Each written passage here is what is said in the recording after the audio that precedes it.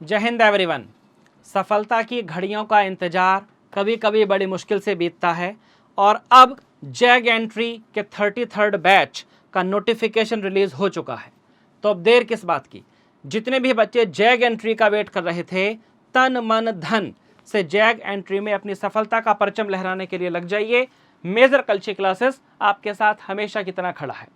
आइए बात करते हैं इस जैग एंट्री के जो लॉयर बच्चे होते हैं, LLB क्वालिफाइड, उन बच्चों के लिए जैग एंट्री क्या है, नोटिफिकेशन की क्या डिटेल है। सबसे पहली चीज़, बीते हुए 30 तारीख माने कल का दिन आपका नोटिफिकेशन रिलीज हो चुका है। जितने भी बच्चे जैग के लिए एलिजिबल हैं, एलिजिबिलिटी क्राइटेरिया क्या है मैं डिस्कस करने जा रहा। ये सारे बच्चे जितनी जल्दी हो सकता है अप्लाई कर दें। ये जैग एंट्री का 33rd बैच है। ये कोर्स बेसिकली अक्टूबर 2024 के लिए है। शॉर्ट सर्विस कमीशन के लिए इस कोर्स का आयोजन किया जाता है। एलिजिबिलिटी में सबसे पहली चीज़ नेशनलिटी।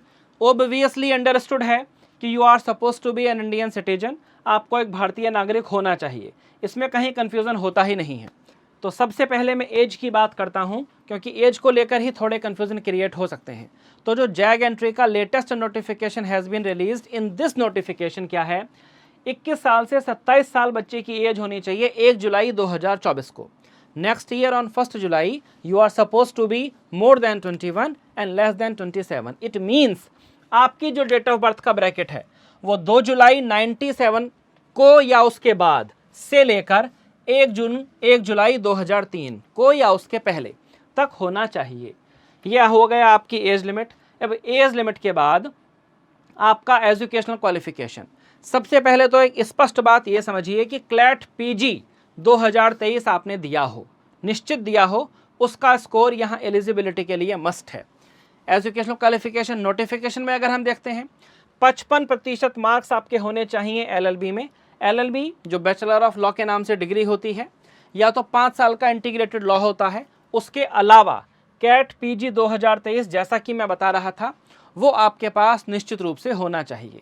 आप किसी ऐसे रिकॉग्नाइज्ड कॉलेज या यूनिवर्सिटी से लॉ की डिग्री प्राप्त किए हों जो UGC अप्रूव्ड हो, ये अंडरस्टूड है।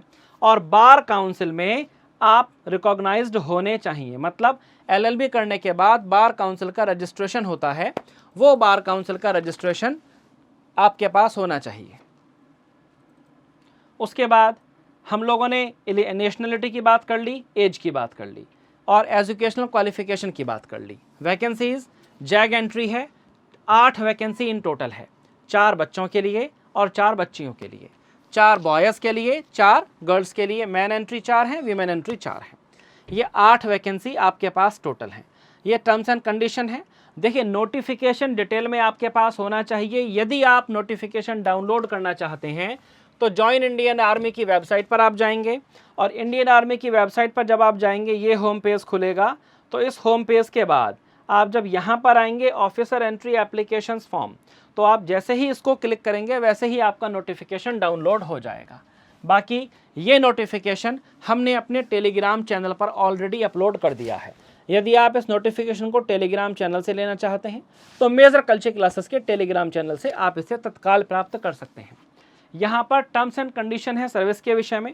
अप्लाई करने से पहले इसके विषय में कोई बहुत ज़्यादा पता होने की आवश्यकता नहीं है, पीरियड ऑफ प्रोबेशन आदि। लेकिन यदि आप चाहते हैं तो आप इसके विषय में डिटेल नोटिफिकेशन से ले सकते हैं। ठीक जी। ट्रेनिंग सिलेक्शन होने के बाद जुलाई 2024 से जब ट्रेनिंग स्टार्ट हो जाएगी तो लगभग 1 साल 49 वीक्स, मतलब लगभग आपके 10.25 महीने की ये ट्रेनिंग का आपका पीरियड होगा। इसमें आपको ट्रेनिंग दी जाएगी कि आपको काम करना क्या है और कैसे काम करना है। कॉस्ट ऑफ ट्रेनिंग की डिटेल यहाँ दी गई है, नोटिफिकेशन में आप इसे देख सकते हैं। प्रमोशन का पूरा क्राइटेरिया दिया गया है कि किस किस आधार पे आपका प्रमोशन होगा। लेफ्टिनेंट से आपकी शुरुआत होगी और आप मेजर जनरल की रैंक तक कैसे जाएंगे, कर्नल की रैंक तक कैसे जाएंगे, पे आपको क्या मिलेगी, कौन से लेवल पर जब आप आएंगे, कौन से डेजिग्नेशन पर आएंगे, कितना पे स्केल में आप जाएंगे। मिलिट्री सर्विस MSP का आपका जो फिक्स्ड अमाउंट होता है वो आपको कितना मिलेगा, कैसे मिलेगा, और ट्रेनिंग के दौरान आपका जो स्टाइपेंड है वो आपको स्टाइपेंड कैसे मिलेगा, उसकी पूरी डिटेल यहाँ पर आपको दी गई है। इस सैलरी के अलावा जो बाकी अलाउंसेस हो सकते हैं वो आपको क्या मिलेंगे और कैसे मिलेंगे, that the whole detail is notified है। ठीक है, स्क्रीनशॉट लेते चलिए। इसमें आपको केवल पढ़ लेना है और पढ़ने के सिवाय इसमें एज सच और कुछ करने की आवश्यकता नहीं है।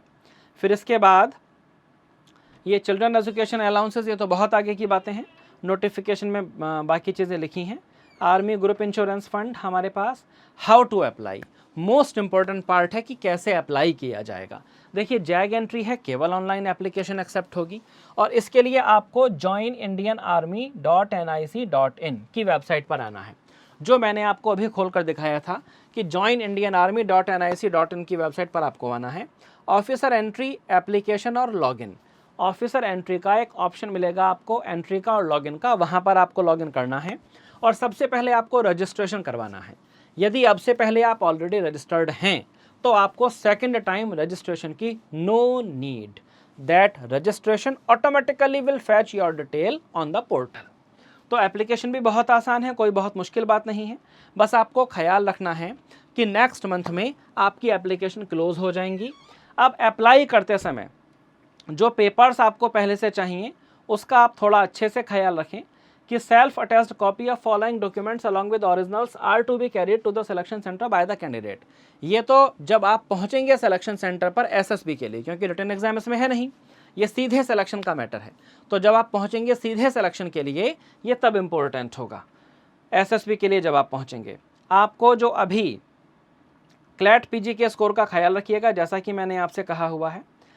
सिलेक्शन प्रोसीजर कैसे होगा, सीधे एसएसबी होती है, स्पॉट एसएसबी का एग्जाम होता है, रिटन एग्जाम कोई होता नहीं है। एसएसबी जिसके विषय में डिटेल आप ऑलरेडी जानते हैं, 5 दिन का प्रोसेस है, दैट स्टार्ट्स विद स्क्रीनिंग। इसके विषय में और डिटेल में जानकारी लेने के लिए आप हमारे चैनल से पर डे जुड़े रहिए। हमारे चैनल पर एसएसबी के विषय में आपको पर डे कुछ ना कुछ यूजफुल इंफॉर्मेशन मिलती रहेगी। चूंकि डिफेंस का एग्जाम है तो this is automatically supposed and understood that right after your SSB you are supposed to undergo one medical examination, one proper medical examination। अब SSB के लिए ट्रैवलिंग अलाउंसेस के लिए आप एंटाइटल्ड हैं, बट उसके लिए जब आप सिलेक्शन बोर्ड पर जाएंगे तो आपके पास टिकट्स की हार्ड कॉपी होनी चाहिए। केवल इंडियन जियोग्राफिकल रीजन के अंदर की ट्रैवलिंग के ही टिकट्स का पैसा आपको मिलेगा। ट्रेन से यदि आप जाते हैं तो आप अप टू 3rd AC के टिकट तक का रिम्बर्समेंट क्लेम कर सकते हैं, और यदि आप बस से जाते हैं तो उसमें सिटिंग स्लीपर का जो भी आपका टिकट है उसका आप रिम्बर्समेंट क्लेम कर सकते हैं, बशर्ते कि आपके पास होनी चाहिए टिकट की हार्ड कॉपी। ठीक जी, तो इस नोटिफिकेशन के बारे में सारी डिटेल मैंने आपको बताई, और सबसे ज़्यादा क्रूशियल, सबसे ज़्यादा इम्पोर्टेंट ये है कि ये 28 नवंबर 2023 को शाम को 3 बजे रजिस्ट्रेशन बंद हो जाएंगे, उसके बाद आप एनरोल नहीं कर पाएंगे। तो आप उसके पहले अप्लाई कर दीजिए। 28 नवंबर के भी बहुत ज़्यादा दिन है, वाई टू वेट। जल्दी से अप्लाई करिए और जल्दी से आइए मेजर कल्चर क्लासेस, ताकि ये एसएसबी आपको केवल देने का मौका ना मिले, ये एसएसबी आपको क्वालिफाई करने का मौका मिले। आइए मिलते हैं किसी क्लास में। जय हिंद।